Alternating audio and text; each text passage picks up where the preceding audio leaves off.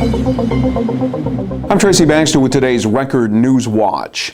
At schools here and elsewhere, it was a day to reassure children that they are safe following last Friday's horrific shootings at Sandy Hook Elementary School in Newtown, Connecticut.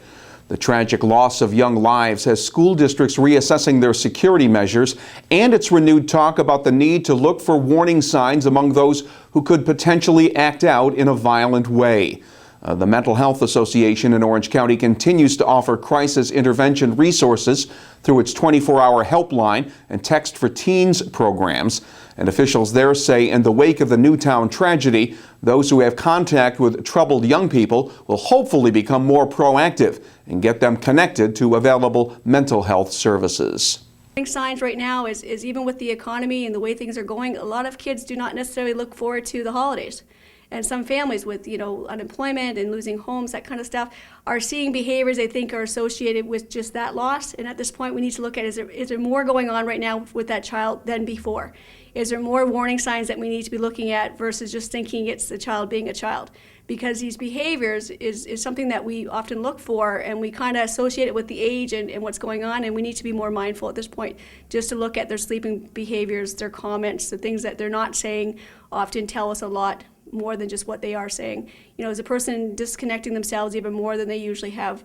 Hens says their office visits schools to talk about suicide prevention, and this afternoon their professionals were at a local Orange County school to talk to kids about the tragedy and the services available to help those in crisis.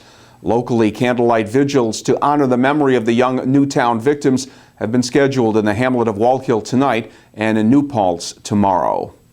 Meantime, state police in Orange County continue to investigate an apparent murder-suicide that happened Friday in the town of Cornwall. Police say 58-year-old Joseph Oliva shot and killed his 54-year-old wife Sandra Oliva inside their Mine Hill Road home, and then turned the gun on himself. The couple reportedly have a daughter in college. Neighbors could offer no motive for that tragedy. Some tense moments in the city of Newburgh Sunday afternoon where a short circuit in an underground electrical system caused a fire that then triggered explosions, sending sidewalk manhole covers into the air, forcing hundreds of temporary evacuations, as well as the shutdown of Broadway between Route 9W and William Street. The 1 p.m. explosions rocked a pair of three-story buildings at Broadway and Carpenter Avenue, blowing out windows with some glass shards landing on a few bystanders. Central Hudson crews were working to fully restore power late in the day, with at least 500 utility customers, homes and businesses left without electricity. Residents were allowed back into their homes at around 4:30 p.m.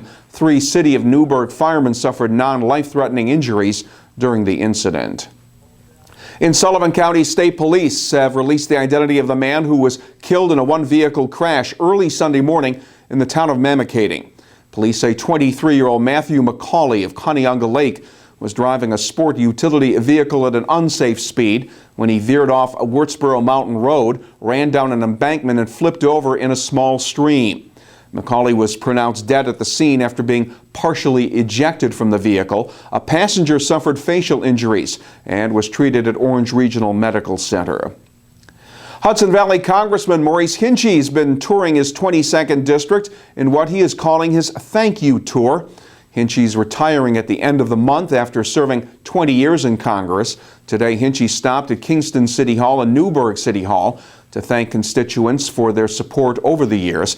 Hinchey had been elected to Congress for 10 consecutive terms.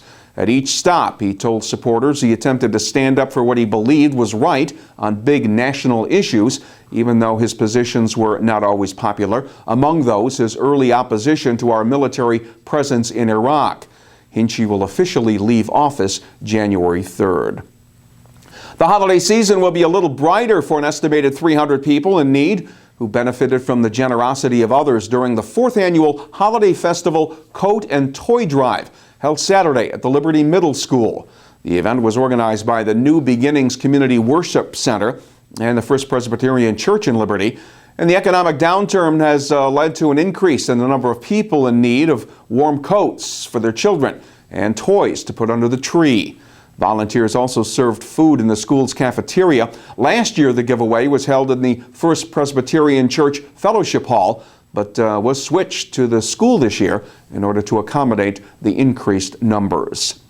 And they call it Frozendale in Rosendale. The 7th annual Frozendale Festival Saturday brought folks into the hamlet of Rosendale, giving visitors a chance to check out an assortment of sights and sounds along Main Street.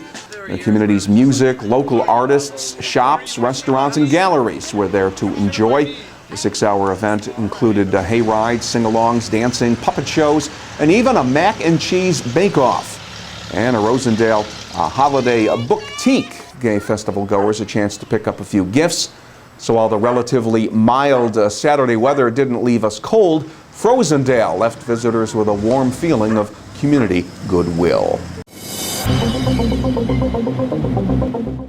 Looks like dreary conditions will dominate the local weather scene for much of the week. Tuesday will be cloudy with more rain. The highs should reach the low 40s. There could be some breaks of sunshine Wednesday afternoon. Otherwise, it will be mostly cloudy with temperatures getting up around 40 degrees.